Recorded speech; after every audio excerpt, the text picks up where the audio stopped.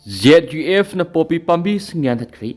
Zirang rong community gi mapa mapuna thambiramba lamkhai manung de illegal immigrant Kuki sing aran mamong da tharamba popi pambi sing amadi mafam adu saramba lautang sang sing Zirang United Friends ZUF na mangan bi akan ma operation sa takri ZUF na popi pambi yan pigi sa tharaki po operation gi ani sup phase oina ngasinung thulpung amarom tabada ZUF ki miyoy sing popi pambi thugai dum mankhri Ningsing bayay tha sigi amada ZUF na Kangpokpi district ki Huapong area da tharamba popi pambi sing amadi farmhouse kya mai thaduna mangan ki bagaloidana illegal immigrants sing sijina ba gari kya so mai thaduna mangan ki bani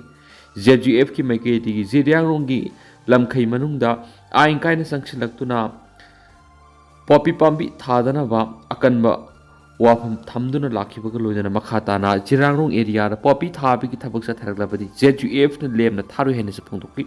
panbayabadi thasigi saisat amadasu ZUF na Imphal Ziri lambi gi New Kaithal Manwi police station konba Songlung Beres area da loktang sang tara madi gari khara mai thaduna ama ada thon gibani Kangpokpi district ki manung saliba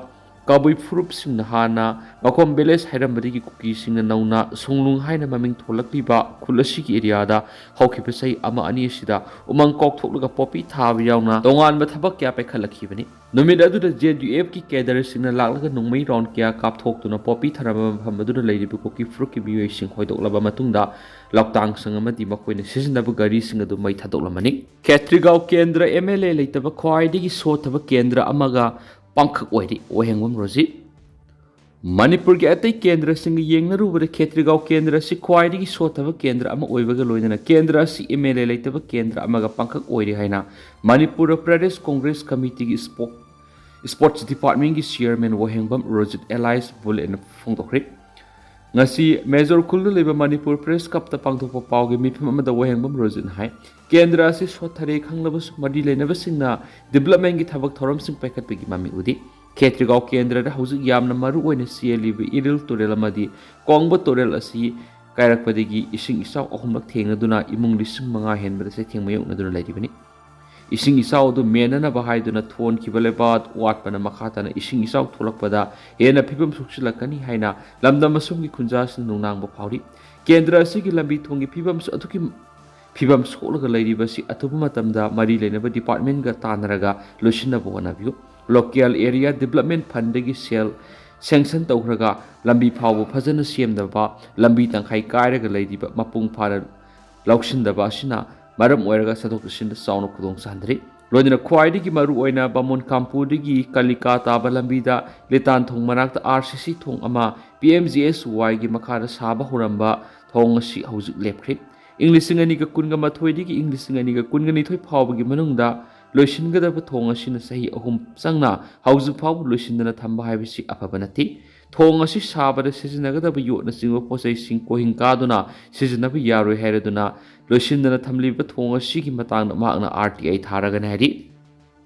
Kangla Pau gi editorial myamna thamjagi ngasi phongkiba pauksi degi Manipur gi myamna awaba mayong narakhiba sahi taret mapung phajilakli Manipur gi miyam maru oina pothok chatok puthokli ba lawmi singi mafamda tangkak naina awaba mayuk narakli state asida English singani ga taraka mapandagi English singani ga kulnga mathoi phawbo sandokhi ba corona virus lesson sahi ahumuk miyam khamthen awaba je thengmayu nakhibadugi ningsa hondokpa loidri corona virus sai thingi awaba serakta sasan yen nganuda sandokpa bird flu gi sai thingi makhatabada okta sandokpa African swine flu lawmi singda khamthen awaba sai thing singmayu nabadagi state ki sel tungi phium da su asobu sai thing pikhi state asida virus na miyoiba mari sasan usik na singbara pikhiba sai thing singi serakta hawkhiba English singani ga kunga humdogi me ahumdagi illegal immigrant sin Kuki jau narco terrorist na khanghaudana mitei singda atamnana war crime sa tharkhibadagi mara lejadaba miyoi sani rongi matakta sikre makoina phajin khiba miyoi kaya marum na thiba khangdana mahankhre loina terrorist na yum kai mai thabadagi lanjenarakhiba IDP lising khumfu hena relief camp sing sangjapam lawduna laidi lanjenarakhiba sing masa masagi mayumda hanjinba ngamdana hausiksu laidi lan ngakpa mitei khunja amadi landarakhiba ani ki marakta nongmai kapnaba amadi mihat mipungi thawdokki sang nemthakrabasu national highway mitei sing free movement gi athingba thamlakhiba do haujiksu handokpa laitri ꯂꯥꯟꯒꯤ ꯃꯩꯁꯔꯪꯒꯤ ꯃꯔꯛꯇ ꯊꯪꯅ ꯈꯨꯠꯁꯦꯝꯒꯤ ꯏꯁꯤꯡ ꯏꯆꯥꯎ ꯃꯥꯌꯣꯛꯅꯈꯤꯕ ꯃꯐꯝꯒꯤ ꯃꯤꯑꯣꯏ ꯂꯤꯁꯤꯡ ꯀꯌꯥ ꯃꯌꯨꯝ ꯃꯀꯩ ꯊꯨꯝꯖꯤꯟꯈꯤꯕ ꯑꯃꯗꯤ ꯂꯧꯕꯨꯛꯁꯤꯡꯗ ꯊꯥꯕ ꯃꯍꯩ ꯃꯔꯣꯡ ꯉꯥ ꯑꯃꯁꯨꯡ ꯑꯣꯛ ꯌꯦꯟꯒꯤ ꯐꯥꯝ ꯀꯌꯥ ꯃꯥꯡ ꯇꯥꯛꯍꯟꯈ꯭ꯔꯦ꯫ ꯏꯁꯇꯦꯠ ꯑꯁꯤꯗ ꯏꯪ 2018ꯗꯒꯤ ꯁꯟꯗꯣꯔꯛꯈꯤꯕ ꯀꯣꯔꯣꯅꯥ ꯚꯥꯏꯔꯁꯅ ꯏꯁꯇꯦꯠ ꯑꯁꯤꯒꯤ ꯃꯤꯌꯥꯝꯗ ꯄꯤꯈꯤꯕ ꯑꯋꯥꯕ ꯆꯩꯊꯦꯡꯁꯤꯡꯒꯤ ꯃꯈꯥ ꯇꯥꯔꯛꯄꯗ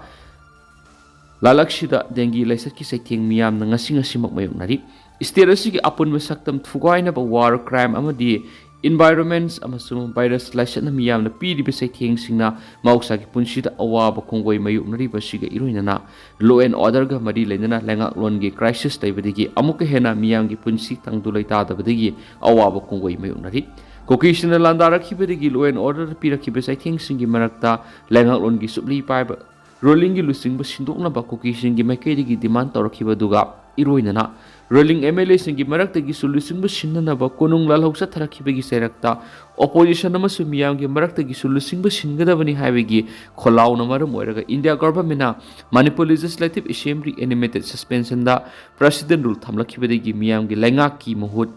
ꯒꯚꯔꯅꯔ ꯏꯟ ꯀꯥꯎꯟꯁꯤꯜꯒꯤ ꯂꯩꯉꯥꯛꯂꯣꯟꯒꯤ ꯆꯩꯊꯦꯡ ꯃꯤꯌꯥꯝꯅ ꯃꯥꯌꯣꯛꯅꯔꯤ꯫ ꯃꯤꯌꯥꯝꯅ ꯃꯤꯈꯜ ꯄꯥꯡꯊꯣꯛꯇꯨꯅ ꯈꯟꯈꯤꯕ ꯃꯤꯍꯨꯠꯁꯤꯡꯅ ꯂꯩꯉꯥꯛ ꯋꯥꯌꯦꯜꯒꯤ ꯊꯧꯒꯥꯏ ꯄꯥꯡꯕ ꯉꯝꯗꯕꯗꯒꯤ ꯃꯤꯌꯥꯝꯒꯤ ꯋꯥꯀꯠꯐꯝ ꯂꯩꯇꯕ ꯑꯃꯗꯤ ꯁꯦꯝꯒꯠ ꯁꯥꯒꯠꯄꯒꯤ ꯊꯕꯛ ꯊꯧꯔꯝꯁꯤꯡꯗ ꯈꯨꯃꯥꯡ ꯆꯥꯎꯁꯤꯟꯕ ꯉꯝꯗꯕꯗꯒꯤ ꯏꯁꯇꯦꯠ ꯑꯁꯤ ꯃꯄꯤ ꯃꯄꯥ ꯄꯥꯟꯅꯕꯒ ꯄꯪꯈꯛꯅꯕꯗꯒꯤ ꯃꯤꯌꯥꯝꯒꯤ ꯄꯨꯟꯁꯤꯔꯣꯜꯗ ꯍꯤꯔꯝ ꯈꯨꯗꯤꯡꯃꯛꯇ ꯈꯝ ꯊꯦꯡꯅ ꯑꯋꯥꯕ ꯃꯥꯌꯣꯛꯅꯔꯤ꯫ ꯏꯀꯣꯂꯣꯖꯤꯀꯦꯜ ꯏꯝꯕꯦꯂꯦꯟꯁ ꯑꯣꯏꯕ ꯚꯥꯏꯔꯁ ꯑꯃꯗꯤ ꯀꯥꯡꯂꯨꯞꯀꯤ ꯏꯔꯥꯡꯅ ꯃꯤꯌꯥꯝꯒꯤ ꯄꯨꯟꯁꯤꯗ ꯑꯋꯥꯕ ꯆꯩꯊꯦꯡ ꯃꯥꯌꯣꯛꯅꯍꯜꯂꯤ꯫ ꯃꯤꯌꯥꯝꯒꯤ ꯑꯋꯥꯕꯁꯤꯡ ꯀꯔꯝꯕ ꯃꯇꯝꯗ ꯀꯅꯥꯅ ꯀꯣꯛꯍꯟꯒꯗꯧꯔꯤꯕꯒꯦ ꯍꯥꯏꯕ ꯀꯪꯂꯥ ꯄꯥꯎꯒꯤ ꯏꯗꯤꯇꯣꯔꯤꯌꯦꯜ ꯃꯌꯥꯝꯗ ꯊꯝꯖꯔꯤ꯫ ꯑꯦꯝꯁꯨꯅ ꯁꯦꯀ꯭ꯔꯦꯇꯔꯤ 22 ꯑꯟꯀꯟꯇꯦꯁꯠ ꯃꯥꯏ ꯄꯥꯛꯂꯤ ꯕ꯭ꯔꯨꯁ ꯄꯦꯕꯝ ꯊꯥ ꯑꯁꯤꯒꯤ 10ꯗ ꯄꯥꯡꯊꯣꯛꯀꯗꯧꯔꯤꯕ ꯙꯅꯃꯟꯖꯨꯔꯤ ꯌꯨꯅꯤꯚꯔꯁꯤꯇꯤ DMUꯒꯤ ꯃꯈꯥꯗ ꯂꯩꯔꯤꯕ ꯀꯟꯁꯇꯤꯇ꯭ꯌꯨꯌꯦꯟꯠꯁ ꯀꯣꯂꯦꯖ 5 ꯁ꯭ꯇꯨꯗꯦꯟꯠ ꯌꯨꯅꯤꯌꯟ ꯏꯂꯦꯛꯁꯟꯒꯤ ꯁ꯭ꯀ꯭ꯔꯨꯇꯤꯅꯤ ꯃꯥꯏ ꯄꯥꯛꯅ ꯄꯥꯡꯊꯣꯛꯈ꯭ꯔꯦ꯫ ꯃꯁꯤꯗ ꯑꯦꯝꯁꯨꯅ ꯁꯦꯀ꯭ꯔꯦꯇꯔꯤ 22 ꯑꯟꯀꯟꯇꯦꯁꯠ ꯃꯥꯏ ꯄꯥꯛꯂꯤ ꯍꯥꯏꯅ all Manipur student union AMSU ꯍꯦꯗꯀ꯭ꯋꯥꯇꯔꯒꯤ ꯄ꯭ꯔꯦꯁꯤꯗꯦꯟꯠ ꯕ꯭ꯔꯨꯁ ꯄꯦꯕꯝꯒꯤ ꯆꯌꯣꯜ ꯑꯃꯅ ꯍꯥꯏꯔꯤ꯫ ꯉꯁꯤ ꯁ꯭ꯇꯨꯗꯦꯟꯠ ꯌꯨꯅꯤꯌꯟ ꯏꯂꯦꯛꯁꯟꯒ ꯃꯔꯤ ꯂꯩꯅꯅ ꯁ꯭ꯀ꯭ꯔꯨꯇꯤꯅꯤ ꯄꯥꯡꯊꯣꯛꯈꯤꯕ DMUꯒꯤ ꯃꯈꯥꯗ ꯂꯩꯕ ꯀꯟꯁꯇꯤꯇ꯭ꯌꯨꯌꯦꯟꯠ ꯀꯣꯂꯦꯖ 5 ꯑꯗꯨꯗꯤ DM college of arts, DM college of commerce, DM college of science, GP women college ꯑꯃꯗꯤ AOMS ꯂꯣ ꯀꯣꯂꯦꯖꯅꯤ꯫ ꯍꯥꯏꯔꯤꯕ ꯀꯣꯂꯦꯖꯁꯤꯡ ꯑꯁꯤꯒꯤ ꯁꯦꯀ꯭ꯔꯦꯇꯔꯤꯁꯤꯞ 39 ꯂꯩꯕꯒꯤ ꯃꯅꯨꯡꯗ ꯑꯦꯝꯁꯨꯅ DM ꯑꯥꯔꯠꯁ, ꯁꯥꯏꯟꯁ ꯑꯃꯗꯤ ꯀꯣꯃꯔꯁꯀꯤ ꯖꯦꯅꯔꯦꯜ ꯁꯦꯀ꯭ꯔꯦꯇꯔꯤ 3 ꯌꯥꯎꯅ ꯄꯨꯟꯅ ꯁꯦꯀ꯭ꯔꯦꯇꯔꯤ 22 ꯑꯟꯀꯟꯇꯦꯁꯠ ꯃꯥꯏ ꯄꯥꯛꯂꯤ꯫ ꯃꯈꯥ ꯇꯥꯕ